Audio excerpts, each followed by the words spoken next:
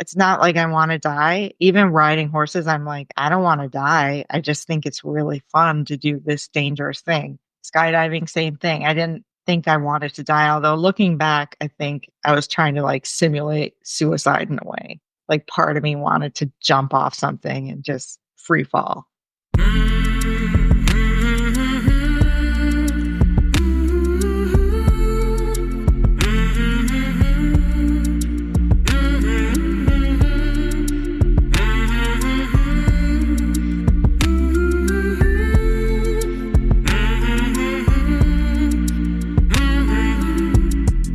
Hey there, my name is Sean, and this is Suicide Noted. On this podcast, I talk with suicide attempt survivors so that we can hear their stories. Every year around the world, millions of people try to take their own lives, and we almost never talk about it. We certainly don't talk about it enough, and when we do talk about it, many of us, most of us, we suck at it, and that's a big deal. So one of my goals with this podcast is to have more conversations, and hopefully better conversations with attempt survivors, in large part to help more people in more places hopefully feel a little less shitty and a little less alone. Now, if you are a suicide attempt survivor and you'd like to talk, please reach out. Our email is hello@suicidenoted.com. It's that simple. I'd love to hear from you. I have also scheduled a listeners meeting for Sunday, February 16th at 8 p.m. Eastern. It is the first one. There will be more, but if you are a listener, whether you are an attempt survivor or not, and you'd like to connect, talk, I'd love to meet you, talk with you. You can keep your video off. It's all good. We'll be meeting on Zoom. The link is in the show notes, and you just have to show up. You don't need to confirm. There will be more again if you can't make this one, but I hope you can make this one. And a quick favor, as you know, I am doing my very best to fundraise for this podcast and some related projects around this podcast. If you know people who might want to support, if you know people who know people, perhaps they are involved in grant writing or fundraising or whatever else, please let me know. Shoot me an email. Message me on social media. I'm doing my best to make this happen, to expand our reach and impact. And as you know, try to help more people in more places feel a little less shitty and a little less alone. And this is mostly how I do it. But hey, however you're involved, participate, support, I appreciate it. Finally, we are talking about suicide on this podcast, and me and my guests, we don't typically hold back. So please take that into account before you listen or as you listen. But I do hope you listen because there is so much to learn. Today, I am talking with Elle. Elle lives in Virginia, and she is a suicide attempt survivor. Hello, Elle. Hey, how are you? I'm doing okay. Where are you? Virginia. Okay, so my neighbor. Let me say this. Thank you for joining me here. I appreciate it. You had one attempt, right? Yep. And this was not recent. No. You're in your mid-40s, right? Yes. How old were you for the attempt? 17. And were you in Virginia, New York? No, I was in Chicago. Okay. Tell me about Chicago. Prior to the attempt, I had a really happy childhood. I feel like nothing crazy happened up until I turned about 8. My family moved from Virginia to Chicago. My dad was Marines. He had ended his career with the Marines and then wanted to go back to the Marines, so he joined the reserves. But we had to move to Chicago in order for him to do that.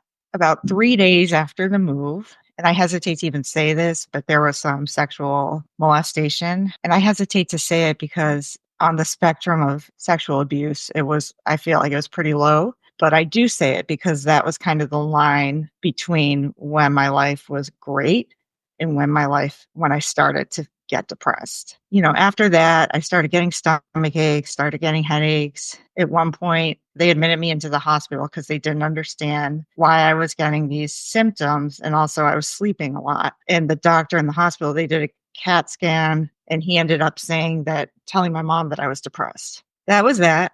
I mean, she didn't really do anything. I think this was in the this was in the early 90s. She didn't do anything with that information, I don't think. She was also pretty overwhelmed with her life. My dad went to the Gulf War, and we were just kind of alone, me, my sister, her. So she was overwhelmed. Her father had Alzheimer's at the same time. So she was taking care of her parents, taking care of us. I continued to be on and off depressed between the ages of 10 and 14. And then when I turned 14, I kind of just went off the rails. took a lot of risks such as hitchhiking, a lot of running away, cutting. At one point, I took my clothes off in front of a bunch of strangers for no reason. So I ended up getting diagnosed bipolar. That kind of began my journey with hospitalizations and medication. When was your first hospital stay? Do you remember? Yeah, I was 14. That was after, like, immediately after I started really acting out, and I was acting pretty crazy. I jumped out of a moving car at one point. I mean, I was putting my life at risk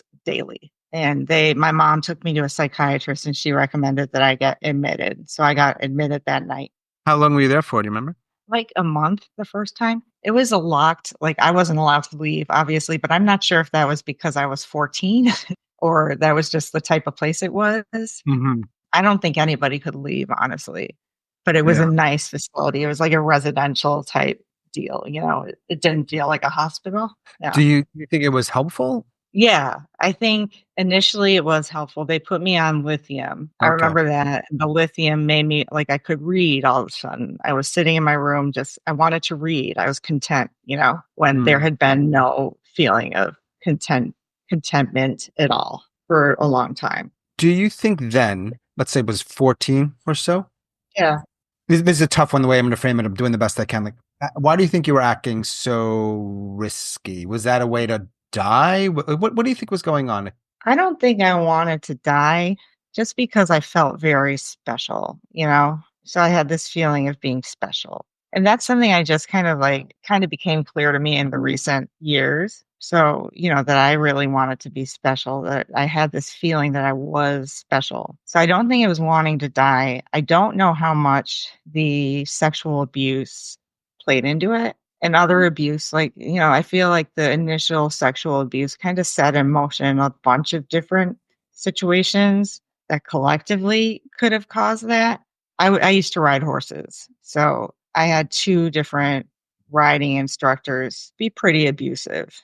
One was a man, one was a female. And the female was just really mean to me, unnecessarily like mean, and kind of enjoyed it. So I don't know. I mean, that could have played into it. From 14 until 17, when you had that attempt, did you have more hospital stays? Yes, I had many, mainly to do like medication.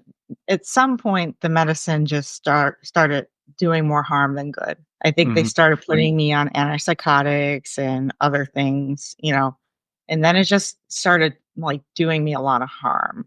So I was hospitalized, I think about like 17, 18 times between that initial hospitalization and the suicide attempt.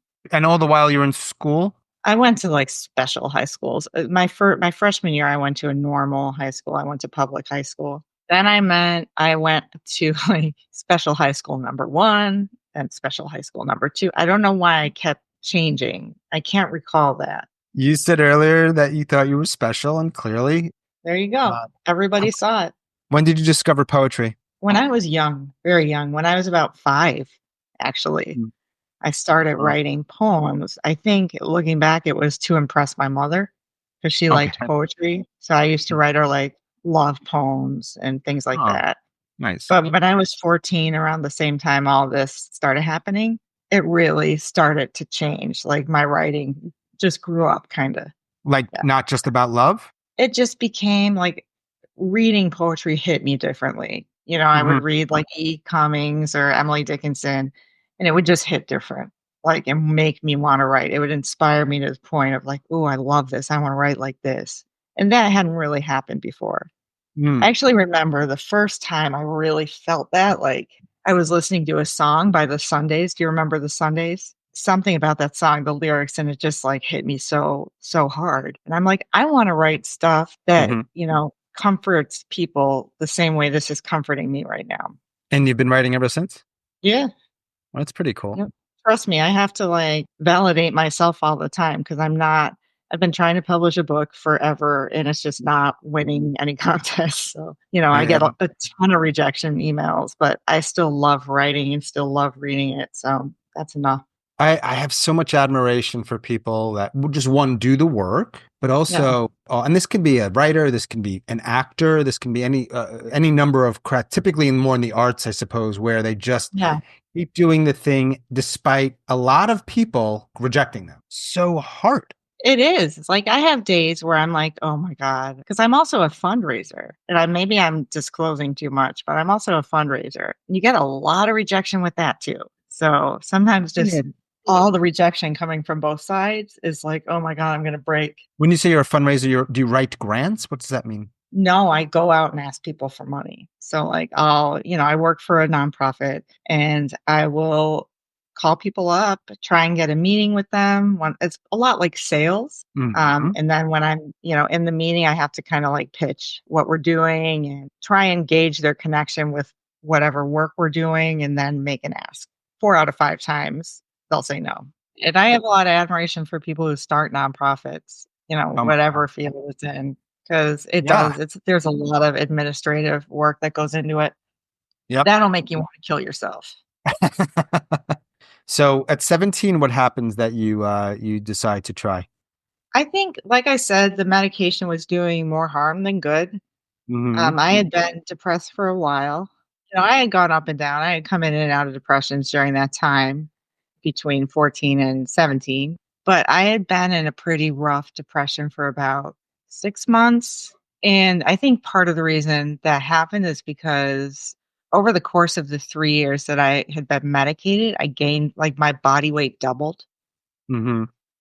just from, like, the antipsychotics and everything like that, and I just had endured a lot of rejection from my peers, people bullying me. I don't know if that's what led to that particular depression and that being a bad one, but for whatever reason, I had just really been suffering for a while. It was a great day. It was the day after Halloween. The night before, my boyfriend and I had, like, smoked a lot of weed and tried and unsuccessfully to trip on Robitussin. I was in a chemical, like, I was not doing well, chemically Right. speaking. But I think what happened was I got in a fight with my boyfriend and I ended up not to hit him, but I started kind of like coming at him, cornering him to just try and get my point across, not to hurt him. And he kicked me across the room. And his parents were there. So they had been visiting him. He lived in an apartment. They had been visiting him. They saw this. We actually lived together. So we both lived in this apartment because I pretty much got kicked out when I was 17. We lived in this apartment. His parents were visiting. He kicked me across the room. I went and grabbed my medicine case. I had a case with all my medicine and just walked into the bathroom. They probably just didn't even see me grab it. I just had this burst of energy. Everything just peaked in that moment. Like all the Mm. pain, all the suffering. It's like it had been building, building, building, and it just kind of exploded. And I just poured lithium into my hand over and over and over, and just kept throwing it back. I think I took about a half a bottle and also some other stuff. What happened? So I remember doing that, and then I remember calling my dad, telling him, blackout, remember being on the street and was on a stretcher and them lifting me into the ambulance, blackout. And then I remember, and I don't know if this is real or what, but I remember them sticking a tube down my throat. And afterwards, my mom told me that, I started having seizures and throwing up and then choked on my vomit. So that tracks with them having to push a tube down my throat at some point. My mom also told me I actually died. I don't know if she just said that to scare me from doing it again, but that I died and they resuscitated me. Then I remember waking up in the ICU, hallucinating really badly. Like I just was having these weird hallucinations. And that's kind of it. Then I just remember I was sent to a psychiatric hospital, stayed there for like a month, another month. And during that time, my mother informed me that basically they had run out of money, my parents, spending money on my health care, which I believe. I know it's expensive. The insurance didn't cover it. So they had went into a lot of debt and she was going to emancipate me. So they emancipated me at 17 and I went to a group home. And I don't know. I mean, I know how that sounds. Like I know.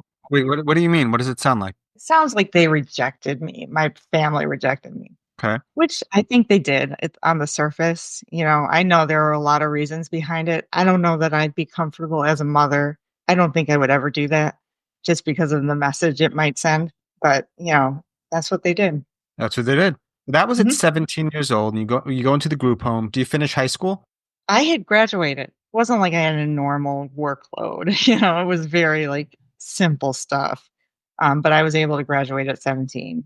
And that was your only attempt. I think before that, there had been a couple minor ones. And here we are about 20, what is it? 28 years later. What's interesting to me is that we're talking, which means you probably were looking for something somewhere, probably on a podcast platform of some kind. Well, I like to listen to psychology podcasts, and I listen to them like all day when I'm working, podcasts in general, but I do especially like the different psychology ones. And this just kind of popped up as podcasts you might like. Yeah. Wow. I didn't even Yeah. know that ever happened, really. Then I saw like it was you interviewing suicide attempt survivors, and I really kind of latched onto that. Well, I'm glad you found it and I'm glad you liked it enough to reach out. And here we are. Yeah. Here's a couple things I know. Between Mhm. 17 and 45, you go to college and you major in poetry. Yeah, I went to San Francisco State first. I studied creative writing. That was my major. Then I went to Sarah Lawrence and got an MFA in poetry. I mean, I had a great experience. I'm still paying off my debt, but I pretend it's not there. How many people out there can relate to what Elle just I said? know. I'm like, what, never mind. Oh, That's a 20 yeah. year from now problem. And so your 20s and 30s and into your 40s. I know you have a couple kids in that time, I think. Yeah. No, I Uh, had my kids in their 30s. from when you got out of the hospital, you go to the two colleges or you went to undergrad and then grad and you're living life.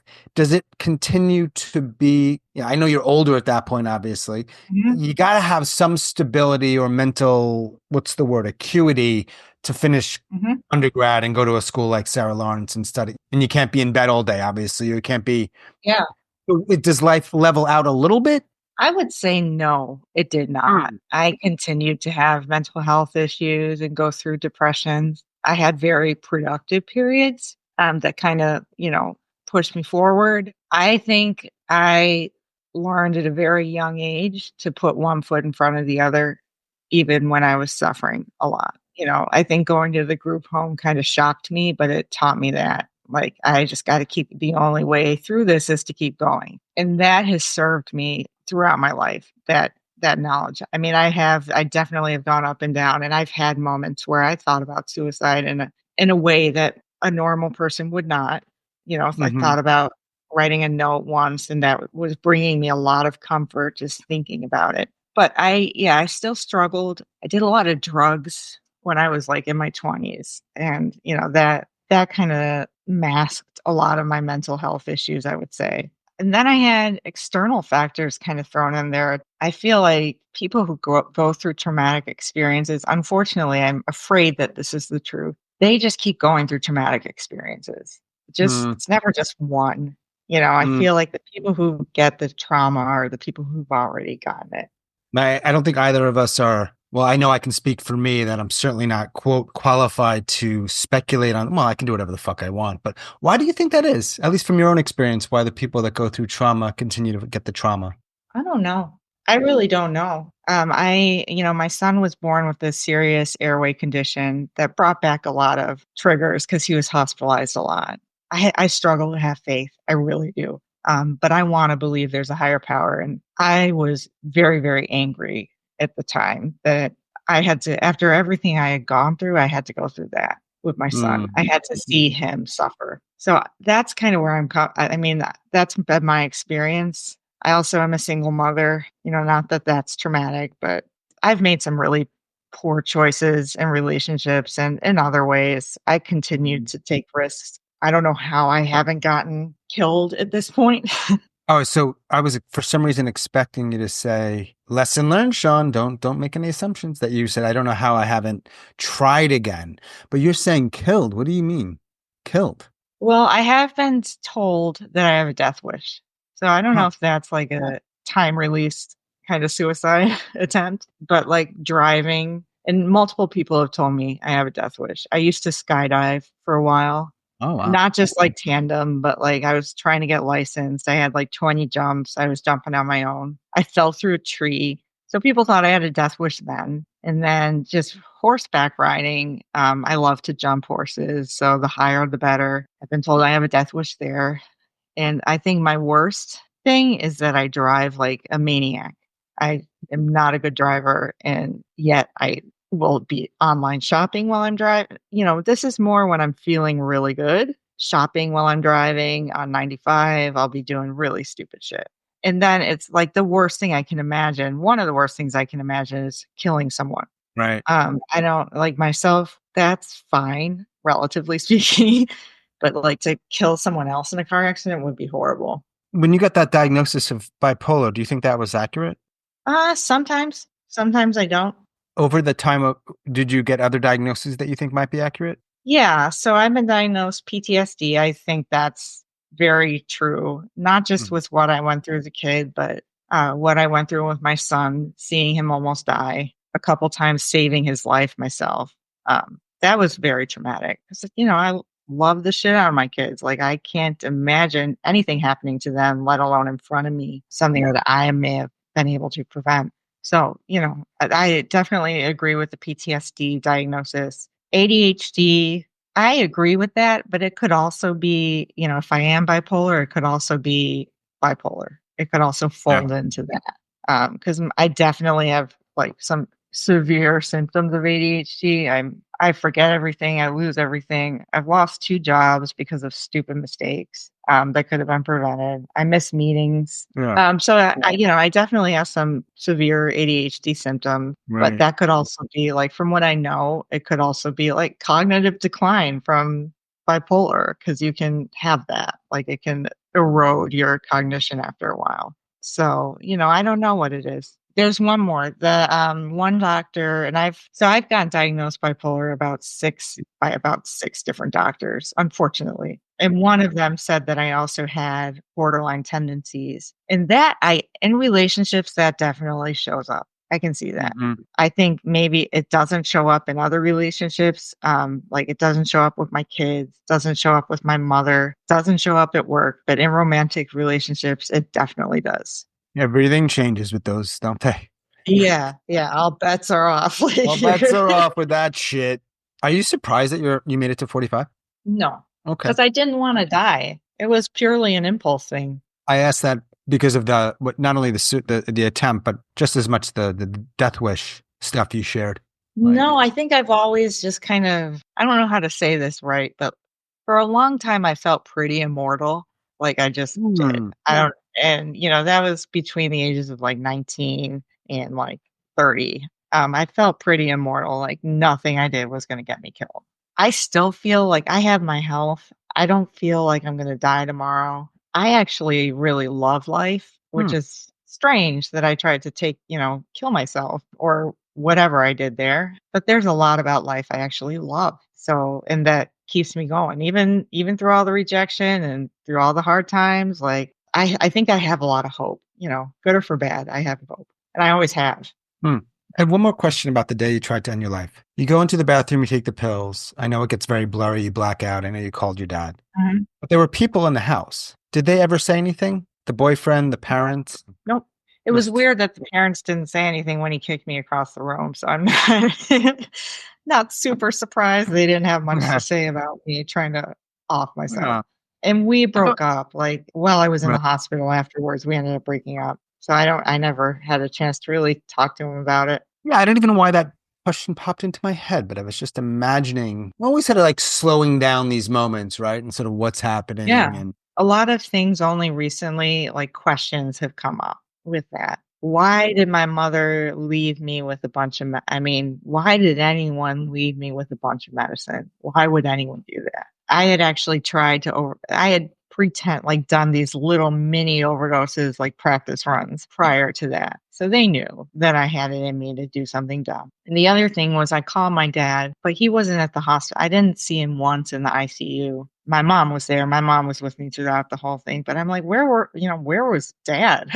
Like, what is up with that? I love my dad. I just think he has some issues, and I can see him not going. It would have been weird if he actually was on top of it and went. When you were listening to this podcast that you came across and you heard some of the conversations, listening is one thing, but wanting to talk about it and wanting to talk about it in a way where a lot of people will hear it. Why do you want other people to hear this? Part of me just wanted to get it out. There's not often an ear to listen to this story. I've talked to therapists and but it's different talking to someone who's not being paid.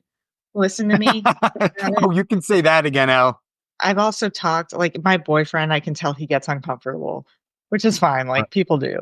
Honestly, the only people I've ever told were people I was in a romantic relationship with for whatever reason. Again, because all bets are off there. Outside of that, it's mostly been kind of on the DL, as they say, kind of quiet.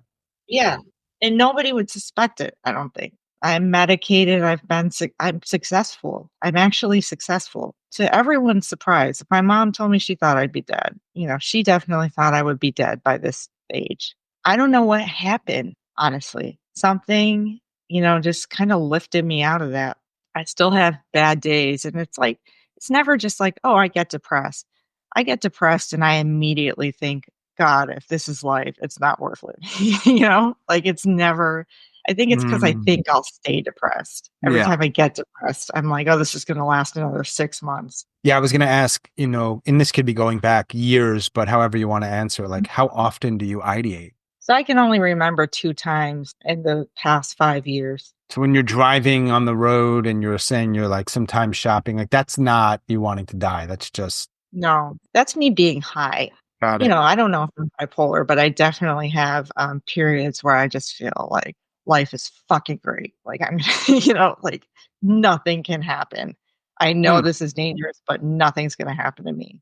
That kind of thing. It's not like I want to die. Even riding horses, I'm like, I don't want to die. I just think it's really fun to do this dangerous thing. Skydiving, same thing. I didn't think I wanted to die. Although looking back, I think I was trying to like simulate suicide in a way.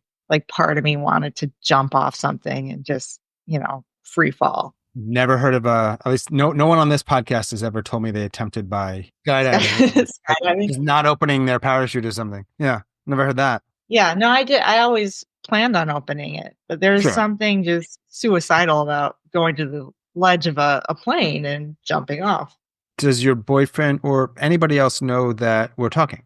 I have 2 friends, 2 of my oldest friends who know. What did they say when you told them that you were doing this? Well, I just told them recently, the past few days, my one friend who I love very much, I love them both, but she and I are even closer than my other friend and I. She just hearted it. I texted her. I'm like, by the way, I'm going to be on this suicide podcast. And she's like, heart. She has very severe OCD. She gets it. Like no further explanation needed for her. She was just like, okay, great. Love that. My other friend kind of pretended I didn't say anything. And I think it's because he just loves me and doesn't like to think of that. Yeah. You say they're both old friends? Yeah. At any point, did they find out that you once tried at 17 years old? Do they know that? Or you told them about your attempt? Yeah, I did. My mom kind of pretends it didn't happen. She doesn't like to talk about it, and I understand that. But, I've had questions, and she was the closest thing she was the only witness in a lot of ways too. For whatever she did, she stuck by me. She was always with me. So she has the answer to a lot of my questions, I feel like, but she doesn't really want to talk about things. If you are ideating, which I know doesn't happen a lot, or even if you're not, you want to talk about things and the word suicide comes up, how many people do you have in your life where they can have that conversation with you and you can feel okay by the end? Not necessarily better, but that they don't freak out, that they don't start, just have a conversation. Yeah, 3. I would say my sister, the friend who hearted it, and my other friend who lives in Chicago. They're the ones who I would feel like, okay, they'll actually have this conversation with me, without rushing it, just let it kind of expand and talk through it. My boyfriend would get really uncomfortable and would probably, for whatever reason, get defensive. Like I was saying to him, like accusing him or something. I do have people. If you've heard recent episodes, and actually this goes back probably a while now, you know that I ask a question about a pink and purple pill. That is a pill that if I were to give to Elle and she ingested it, she would go to sleep peacefully and die peacefully. And we can add that nobody knows it's a suicide. It's just a woman in her mid-40s in a mid-Atlantic state passed away. What would you do with that pill? I have thought about this and I would throw it in the nearest body of water. It would dissolve away. Because I'm still I'm still very impulsive. Unfortunately, that never left. Sometimes more so than others, and I can see a situation where I would take it. So you're throwing it away in part perhaps because you don't want to die, but also because you're afraid that you might get impulsive one day and reach for it. Yeah. That's some good awareness. Yes. Yeah, no, I know. I know that about myself. Actually, you had mentioned if there were any other attempts. There was one time I got really upset again, and I ended up taking, like, a handful of pills, and then I threw it up right away. Again, it was just like, "I need something to change right now. I need this to end right now." Not that I wanna die, but this needs to change, and this is, like, one way to make a change. How long ago was that? It was before I had my kids, but only, like, a year before. How are your kids? They're great. I mean, they both have some mental health issues, I think. My daughter's very ADHD. My son, he's more like, I can see I feel like him and I are more alike. So I worry about him. They've actually both brought up suicide to me, which has sent me spiraling. That was actually the most recent time I ideated was when my daughter brought it up to me. She brought it up, she said one night, because she's getting very excluded. The girls in her class are a bunch of bitches. Hopefully they hear this. Just kidding. Yeah. They are excluding her, not being very nice to her. And she's resilient. She's got a really good mood. Her baseline is pretty elated. She gets excited about things. But she also, of course it wears on her. So one night she woke me up and she said, "I'm thinking about, I'm having suicidal thoughts." And I'm like, it really bothered, obviously it bothered me. I went crazy. I started, just spiraling and having like rolling panic attacks, constant panic attacks, and just intrusive thoughts, feeling like, what if I walk in and I see her, something happening? And then just jumping down rabbit holes, like reading Reddit or subreddits about suicide attempts and things like that. Just, I just can't handle that emotionally. But I want to be there for her. So I'm working on that because I definitely want her to continue to open up to me if she ever has those thoughts. Yeah. But during one of those panic attacks, I thought, I'm like, because they were just hitting me constantly, panic attack after panic attack after panic attack. I'm Yeah. like, anything is better than this. That's Yeah. kind of the way to ideate as I get to that. Anything is better than this point. Glad you didn't have the pink and purple pill. Yeah, exactly. It's interesting. I can't have conversations with teenagers. I don't know the law or the ethical Yeah. or moral place where that is, but I've had Yeah. people reach out that are, teenagers, and I'm like, I don't really know. It's really tricky because I'm like, I think I feel okay with it with a parent's consent, but of course, Yeah. some of them don't talk to their parents about it. Oof, I don't know what to do. So that's been an ongoing question I have for myself or concern. Yeah, I mean, like you said, they can go if they have a parent like you, maybe they can talk about it, or if they have a really cool friend or therapist. But like you said, you're paying for that, and it's not quite the same. And like, where do they go? I think speaking with you gives a suicide attempt or suicidal thoughts the weight and the space that they need. I don't think that there's a platform for that really honors, the depth and the weight of what we're talking about. So I think it would be helpful for teenagers if they had that, honestly, because I know a lot of them struggle, and that just kills me when I think of the kids. I mean, because I was one myself and I was bullied myself, but just feeling like their life is over. And when you're a teenager, it's like you don't have any understanding that things can change. Things can change dramatically and it can happen very quickly. You feel like whatever situation you're in is going to last forever. So I just feel for kids. Yeah. And I feel for my daughter. Like, I don't think she's chronically suicidal. I think it was like a moment. And I also know she watches YouTube, and there is a lot of talk of like teen suicides on there, which is good. I think, bringing that awareness and making it less taboo is good, but it can be scary for parents when they, say that. I did bring it up to her therapist and her doc. She has a psychiatrist, she has a therapist. All of them know. I'm constantly in contact with them about everything because I just do not want my daughter ever in danger.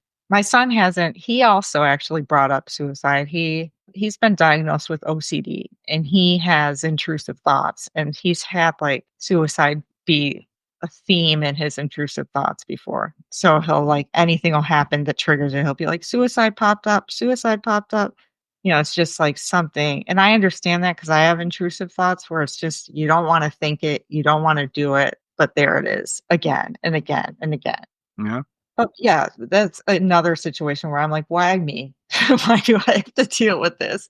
After my Right. son being sick, after my own issues, now I gotta deal with them having mental health issues. Jesus Christ, it does not end." No, it probably never will, Al.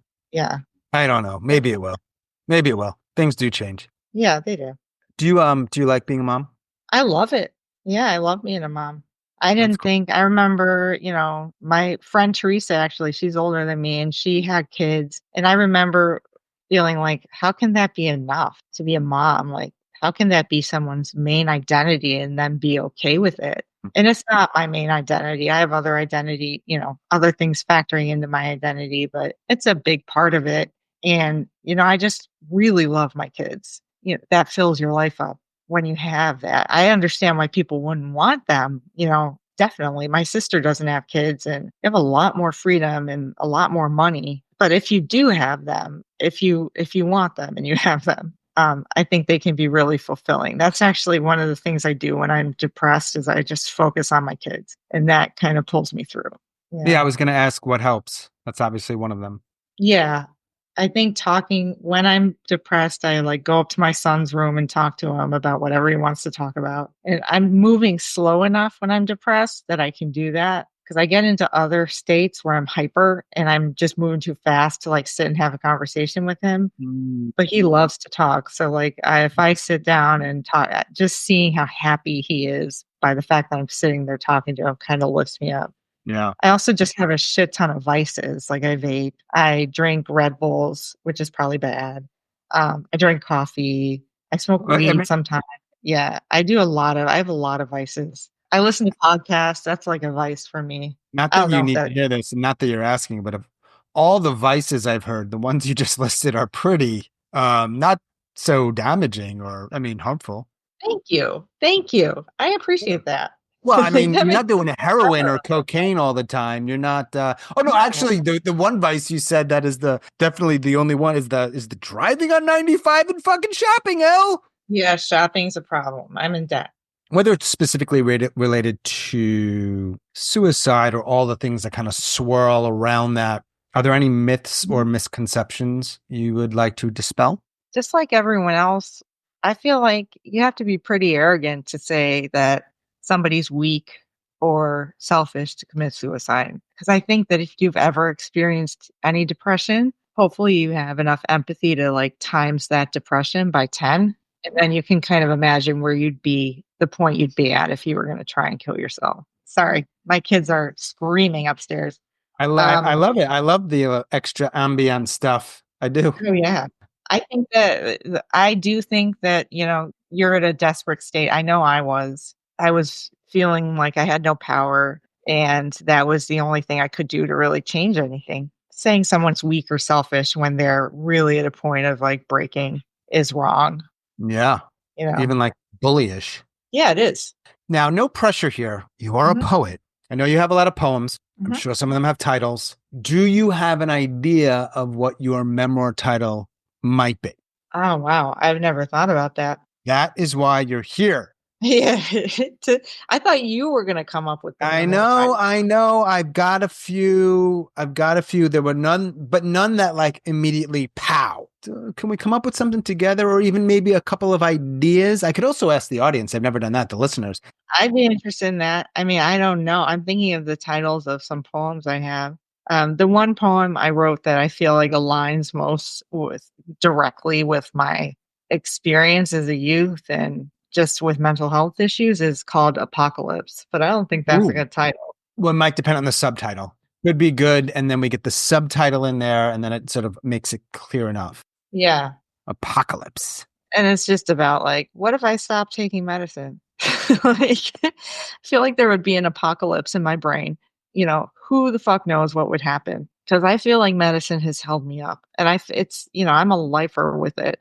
Yeah. The time I did go off it when I was pregnant with my daughter, and it was really rough. I went through different phases from really depressed to kind of high and just neurotic, and started to have really bad intrusive thoughts. So I don't think it's a wise idea for me to go off, but I do wonder what would happen sometimes. Are you on medicine? I am only on one sleeping medication. 'Cause I Good for had a lot you. of, well, I don't know. I think I would benefit a lot from the right medication. Yeah, and it's hard to get there for sure. It's hard to get there. So it's not as if I'm against it. Sometimes I'm not okay with the side effects. That's gotten better over the years. When this comes out, and I don't have an exact date, within a couple months for sure, probably before then. Do you think you'll hear it? Do you think you'll listen to it? I think I will. I think, yeah, the sound of my own voice makes me uncomfortable, Right. but I think I'll probably get to a point maybe when I'm drunk or something where I'm like, you know what? I feel good about myself. Let me listen to this podcast where I talk about suicide. Yeah. And then I'll feel less good. I'll be like, Maybe. Isn't it interesting though that there'll be people who hear you? it is interesting. Like in different country, like just wherever, just like you found other people, right? Yeah, it is. It is interesting. And I hope that, especially, yeah, I noticed there's a lot of really young people on this podcast. So you interview a lot of young people. And I can see why. Like they're willing to come forward with their stories and it's fresh. A lot of it's really fresh for them. Sometimes. Urgent still. I feel for them. I have a lot of love for them. I feel for them. I know what it's like to be desperate for things to change. And I do hope that, I can help somebody, show them that things can change. Yeah, that's It's true. crazy, like how quickly it happens sometimes, or how gradually. Sometimes it's gradually, then suddenly is. I don't know who said that, but. Well, it kind of connects to my next and kind of like last thing I wanted to ask you. And then, of course, you can add whatever else you want. I want you to imagine there's a parallel universe. There's a young lady just like you when you were 17, and she hears this. She's hearing this, and she hears you now these years later. But now we're in a parallel universe, and we're playing with time and space and all that stuff. Podcast has never been about offering, advice. However, if there's someone out there like that, just like you, is there anything you want to say to them? First of all, you can't do this on your own. You need support from professionals, likely. I'm hopeful that things aren't the way they were in the 90s where it's so extreme. When you have a mental health issue, they go so extreme so quick. But, like you said, I think medicine can benefit people a lot and can really lift you. I mean, if it's a chemical imbalance, it can lift you out of that. So I think it's worth seeking that out. But mainly I would just tell them that, again, like things can change. You don't really have the full picture right now. This might just be a part of a much bigger picture that is your life. A lot of good things can happen on the other side of this. And I would just tell them, I love them. I love anyone who's in that situation. Having been there myself, I just have a lot of love for anybody who's hurting like that. What else would you like to share out? No, just thank you. Thank you for having me and thank you for doing this. Like I said, thank you for giving, for honoring like the weight of this subject. I think it's really important that that's done. I hope at some point you can have kids on here because I do think it would be good for them or teenagers, I agree. No, and I appreciate it. Thank you for those kind words. And I thank you for trusting me and joining me talking. What is the rest? So it's, early afternoon here on what is at least in North Carolina, kind of gray Saturday. What's the rest of your day like? What time is it? It's 1:12. So I'm going to go upstairs. I got to walk my dog. Then I'm meeting my boyfriend and just bringing him back to my house, hanging out with my kids all day. I have to take down Christmas decorations. So pretty bland. May drink tonight, may not drink tonight, may smoke weed, may not smoke weed. That is the question always. That is the question. Not that that's a memoir title, but I do kind of like the flow of it. I may drink, I may not drink. I may smoke weed, I may not smoke weed. Yeah. Thank you again. You're very, very welcome.